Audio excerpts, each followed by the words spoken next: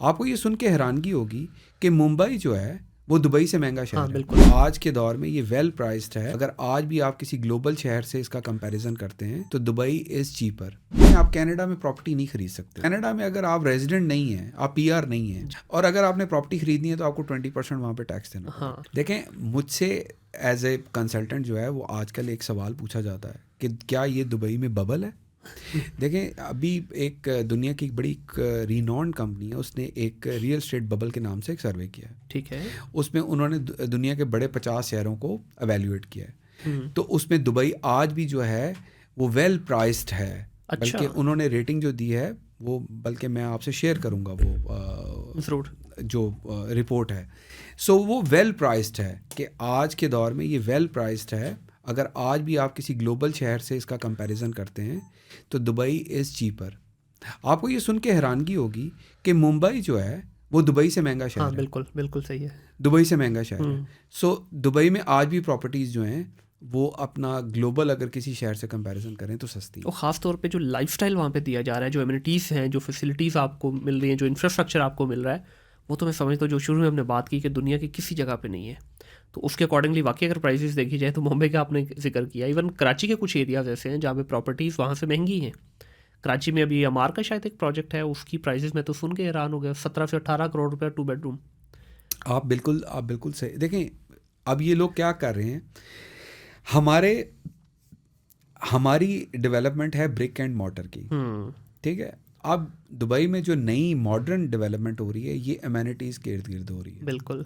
अब आप जिस कम्युनिटी में रह रहे हैं आपको फ्लोटिंग सिनेमा भी मिलेगा, आपको लगून उसके अंदर मिलेगा, आर्टिफिशियल लगून्स बना दिए हैं, आपको जिम मिलेंगे, आपको स्वानाज मिलेंगे, स्पास मिलेंगे, आप यू नेम इट, आपको क्रिकेट की पिच मिलेगी, फुटबॉल मिलेगा, आपको क्या नहीं मिलेगा। एक एक प्रोजेक्ट में 40-40, 50-50 अमेनिटीज़। अच्छा, दुनिया में ये लग्जरीज हैं अभी तक, यहाँ पे उन्होंने बेसिक नेसेसिटीज़ में शामिल कर दी ये चीज़ें। एग्जैक्टली। और इसमें क्या है, ये जो कम्युनिटी लिविंग का जो कॉन्सेप्ट है, नॉर्मली क्या होता था कि आपको किसी क्लब की मेंबरशिप लेनी पड़ती थी जी। अब ये है कि अगर आप कम्युनिटी में रह रहे हैं और आप उस कम्युनिटी में आपका रहाइश है या आपकी इन्वेस्टमेंट है तो उस कम्युनिटी की जितनी अमेनिटीज़ हैं वो आपके लिए अवेलेबल हैं, आप जाकर उसको एंजॉय कर सकते हैं। बिल्कुल सही।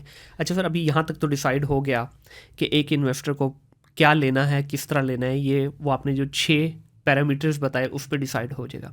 अब जब एक शख्स ने डिसाइड कर लिया, अब आ जाते हैं थोड़ा सा फाइनेंशियल साइड पे। पैसा ट्रांसफ़र करना from one country to another country या विद इन वन कंट्री, इसके ऊपर कितना है? क्योंकि इस पे सुनने में ये आया कि अभी भी दुबई थोड़ा सा रिलैक्स्ड है, particularly on a black money. क्योंकि पहले तो बहुत ज़्यादा इजी माहौल था वहाँ पे, कहीं से भी पैसा लाएं, कोई क्वेश्चन आस्क नहीं था। लेकिन अब मैंने सुना है कि थोड़ा सा टाइट किया है, बट स्टिल अभी भी आप पैसे की जो सर्कुलेशन है वो इतना डिफ़िकल्ट नहीं है वहाँ पे। देखें, पहली तो बात ये है कि मैं आपको ये बता देता हूँ कि बिल्कुल रिलैक्स नहीं है। ठीक है। आप अगर दुबई में जाके इन्वेस्ट करते हैं तो आपका बिल्कुल KYC होगा। आप जो जहाँ पर आप इन्वेस्ट करें वो भी KYC रन करेंगे। ठीक है। और उन्होंने क्या किया है कि उन्होंने जो रीरा सर्टिफाइड कंपनीज़ हैं, जैसे कि हम लोग हैं, क्योंकि दुबई में सर्टिफाइड कंपनीज़ भी हैं, नॉन सर्टिफाइड कंपनीज़ भी हैं। सर्टिफाइड कंपनीज़ को उन्होंने बाकायदा तौर पे अपना एक सिस्टम दे दिया है। ठीक है। कि अगर आपको लगे कि कोई ऐसी इन्वेस्टमेंट हो रही है तो आप STR रेज कर सकते हैं, that is suspicious transaction report. कि आपको लगे कि नहीं यार ये तो पैसा कोई ब्लैक है या अपना कोई मतलब मनी ट्रेल चेक हो रही है इस वक्त वहाँ पे। आई मीन मनी ट्रेल सबसे ज़्यादा जो इम्पोर्टेंट चीज़ है वो ये है कि फॉर एग्जांपल आप पैसे इन्वेस्ट करें, फॉर एग्जांपल तो मैं आपको जानता हूँ। सो वो कह रहे हैं कि आप नो योर कस्टमर का मतलब ये है कि आप जिसका पैसा इन्वेस्ट करवा रहे हैं आपको पता होना चाहिए। और जो सिस्टम है वहाँ पर, जो सिस्टम है वो भी बता देता है कि जी ये अपना, वहाँ पे देखें एक सिस्टम है कि जिसमें अपना लोग ब्लैक लिस्ट भी हैं जो नहीं ले सकते। सही। So I mean things have change now.